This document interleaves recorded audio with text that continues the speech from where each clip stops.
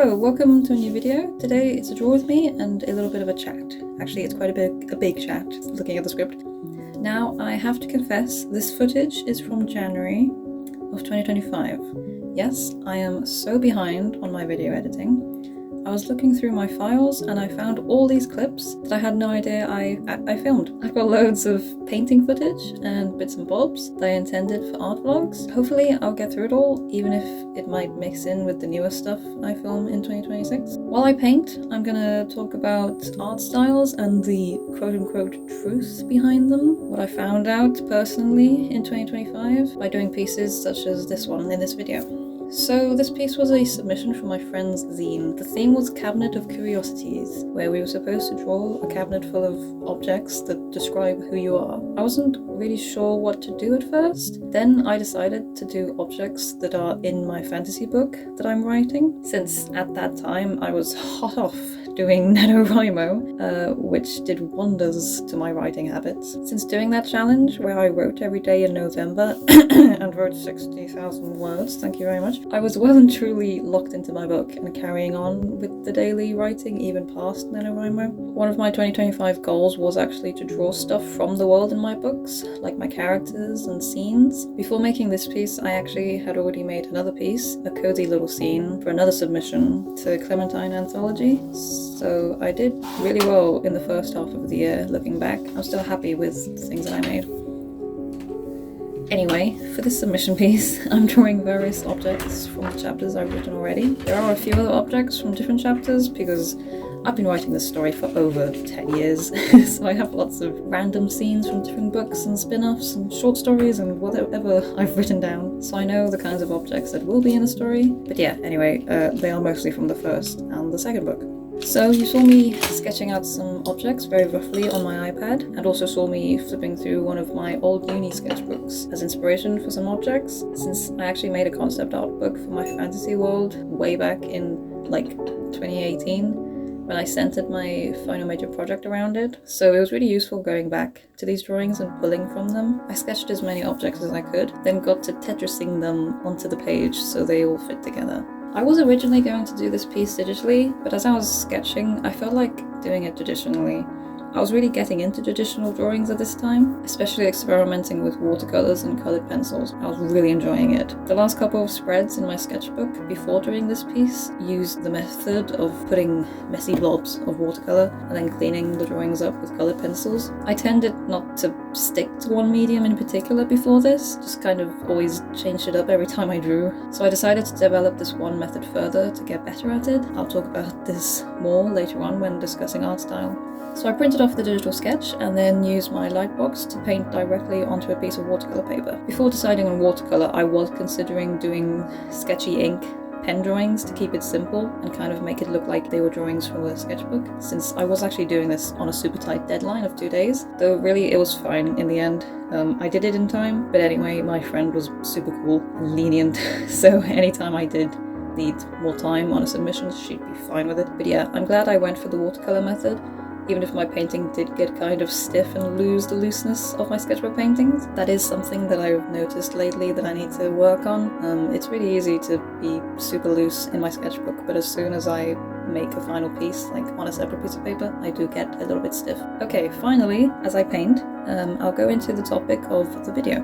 As I mentioned, around this time was when I was focusing on using watercolors and pencils to make super quick, super fun art. It was actually this piece that started it all. I had started the sketchbook, which really wasn't supposed to be a sketchbook. The paper is like notebook paper, but it was super low pressure and just meant to be a place for me to make a mess and get myself drawing regularly again, since I was super up and down with my art at the time. Not to say that I'm still not like that right now. This piece just came out of me one day when I was forcing myself to draw. I just sat myself down and used a Still Here Still Life reference, and I just didn't let myself really care about how good it was going to come out. As I wrote on the opposite page, I found myself really locking in, finishing it basically in 1 or 2 sittings, I think, and being really surprised at how much I liked it and also how much I enjoyed making it. Because art isn't just about the product.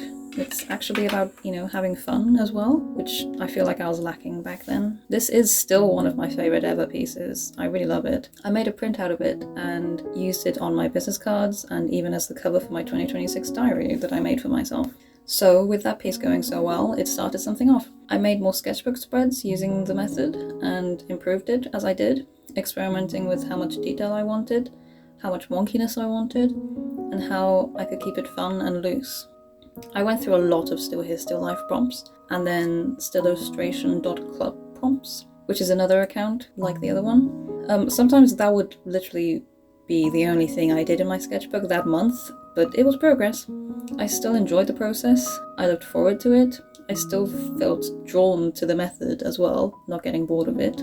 Sure, I did other things too, mostly digital pieces, but I also found ways of combining the two, like when I made my girlhood sticker sheet. With that, I made sketches of objects on my iPad, like this piece, then painted them with watercolor and pencil, then scanned it in and worked on it a little bit more with digital brushes if I felt like some parts needed it.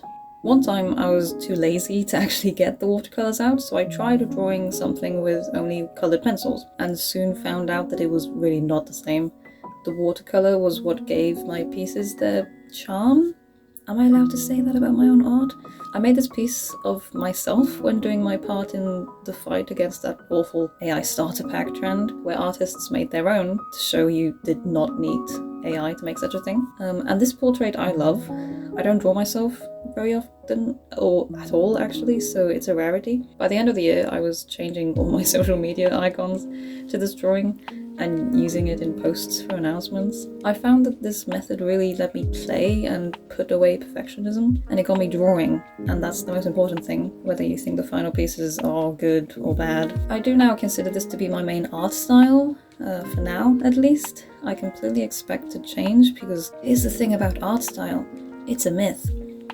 All the times you try to find your art style and figure out what your aesthetic is so that your Instagram feed looks all nice and cohesive and lets potential followers know what they're subscribing or following you for, it's all useless. It's not how to actually get good at art, it's not how to go about it at all. This is what I learned from drawing this first piece in my sketchbook. At the moment, this watercolor method is the method I feel most drawn towards and feel the most comfortable with to put my ideas across on the paper. I am still learning how to draw people with this style, but that's kind of a whole other thing. Me gaining confidence drawing people again. At the moment, I tend to go to my iPad to draw people, as it's a whole lot easier to fix wonky proportions and stuff like that. I believe this is the first step you need to take in figuring out what your art style is, finding the medium and technique that you feel comfortable in and want to come back to. If a certain method feels like too much work and you don't look forward to drawing with it, then that is a sure sign that that is not how you should be making your art. You should not force yourself to use a specific medium or method just because you saw someone else using it and they seem to be pretty successful with it. I also would say that you shouldn't do it just because you like the look of a certain style, but that gets a bit complicated. If you see someone's style and really like it, then yes, maybe you like it because it's a good style for you, but this is super dependent on the situation. You need to be honest with yourself and think, am I trying to use this style because I love expressing myself with it, or just because I know lots of other people use it and it's popular? Because every single person has a different voice through their drawing. So it's not really going to go well if you try copying a style. Definitely use it as inspiration and as a starting point. Study how that artist's process goes and try to replicate the decisions they make, but then go off on your own and experiment and let it veer off from that style. If it ends up looking different to how you started, then that's perfect. It means you've let your own voice through. Keep doing that. That's the next thing I think is forgotten about. I think it's really easy to focus too much on the physical stuff, on the mediums you use, the brushes you use, the paper or canvases, the references even. I think what truly makes an artist's drawings unique and considered a style is actually what the artist is conveying through their imagery. Do you have a message, a thought, an idea that you're putting down on paper? Do you have something you want to say to the world? Is there a certain emotion you want people to feel? It could be as simple as wanting to make someone smile by drawing a silly little guy, to wanting to make a political or spiritual or whatever other ism statement in a big piece. Sometimes it's not even consciously done. An art style can be the messages you place in your art, not what brand of acrylic paint you use. So have a think about why you like drawing. What do you like to represent with your drawings? Are there thoughts in your head that you want to lay bare on the page? Are there characters you want to bring to life? Are there parts of the world that you find, like a flower or an animal, that you want to paint to emphasize its beauty? Do you just want to experiment with colours and shapes because it's fun and therapeutic? I think that once you get a feeling for what this is, you'll find that your style comes naturally. If you want to look more into this, maybe research major art movements throughout the ages. Movements were usually a way to fight against the norm. Art Nouveau was a protest against industrialization. Cubism tried to reimagine how time and space could be represented on a 2D canvas. Have a look and see if you like the style or process of an art movement, or if you like what the movement represents, and go from there. You could do master studies as well, analysing what the artist did to convey a message or make that particular brushstroke. The next thing is to practice. Practice, practice, practice. I fell into the problem of not staying with a medium or idea long enough.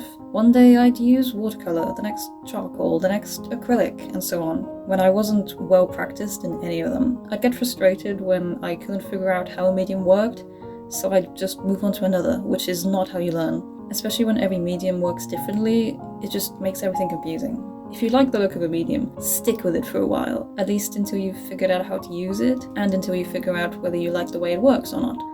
This is not to say that you should never mix up your mediums. Mixed media is well and truly a thing.